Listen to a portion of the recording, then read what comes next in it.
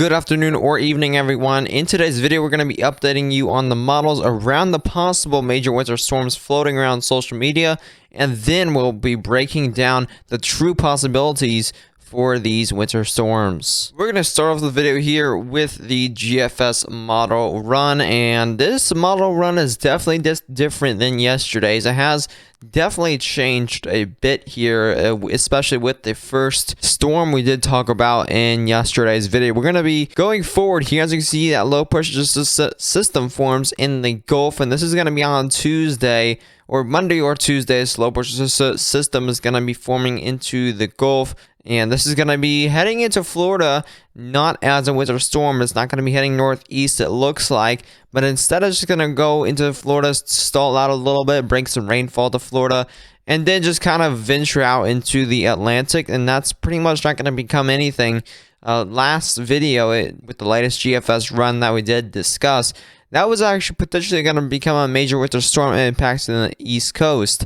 But with today's run, of course, it has changed a lot, and it's pretty much absolutely nothing at that point. But as we go forward here, this other low pressure system looks to be possibly bringing a winter storm to the East Coast, and this is going to be around the end of January, about just less than a week out. So this is not too terribly far out. This is only about 150 hours out. So we're definitely getting to that point where it's a hit or miss kind of deal. But as you can see, that snowfall is in North Carolina on the 29th around 6 a.m. And then this kind of travels northeast and pretty much completely misses the northeast. It only brings a little bit of snowfall there to the southeast, but then that just pretty much goes straight into Canada, barely missing the northeast and maybe bringing a little bit of snow showers to the extreme east coast. Now we can go ahead and look at the early February models. We're not going to be really breaking down these possibilities yet, but as you can see, we could potentially see a system traveling across the Midwest in early February, so definitely stay tuned for that. Of course, we saw the models change from yesterday's to today's video. Of course, that'll change as well, but this is definitely something to look at. That's going to be in early February, potentially a major system that could be traveling from the Rocky Mountains all the way into the northeast, so definitely stay tuned for that. That's going to be about 260 hours out, so that's a pretty long ways out. Let's go and look at the European model and see what that says about these potential winter storms. Now here's the first winter storm, and as you can see, pretty much not a winter storm at this point. As you can see, it pretty much does the same thing as the GFS. It goes a little bit more south, but pretty much the exact same thing as the GFS says. And then the other system, the European model, is not too excited about. As you can see, maybe it's a very tiny bit of a dusting with snowfall on the east coast of North Carolina.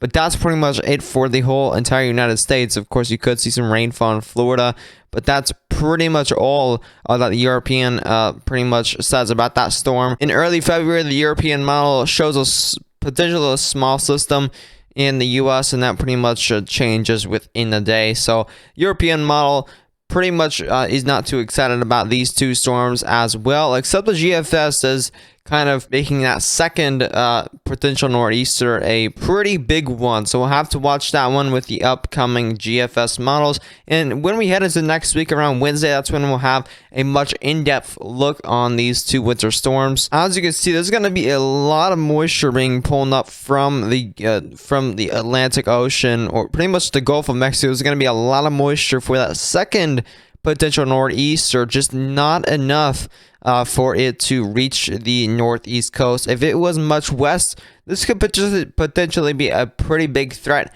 to the northeast. However, this is way too east here, especially for those dew points, which is the moisture within the atmosphere here.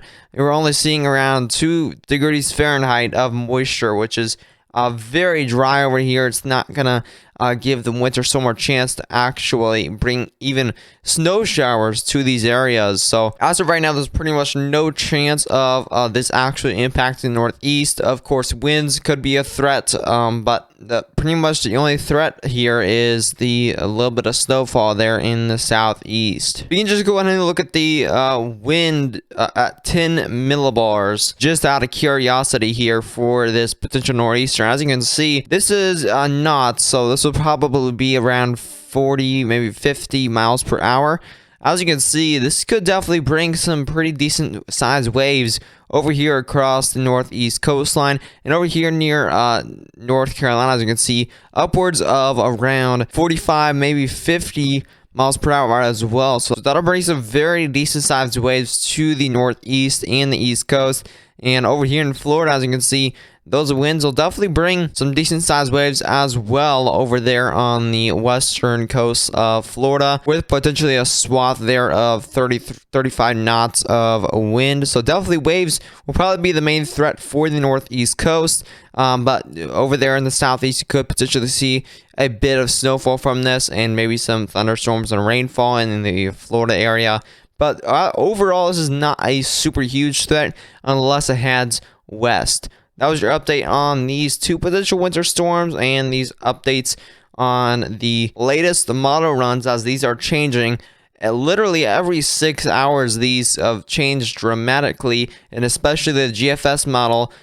These change very often here. That's why I got to do these updates very often here, as just to sort out all of the model nonsense going around social media. Some just a single model run could be very hyped up, and then you look at the next model run and it's pretty much nothing. So models are definitely pretty wild today. Make sure you do subscribe to the channel to keep up to date with these latest model runs, and also share this video with any friends or family that may want the latest updates on these winter storms here for the rest of January and to February. We could see some potential systems moving through, but as always, stay safe.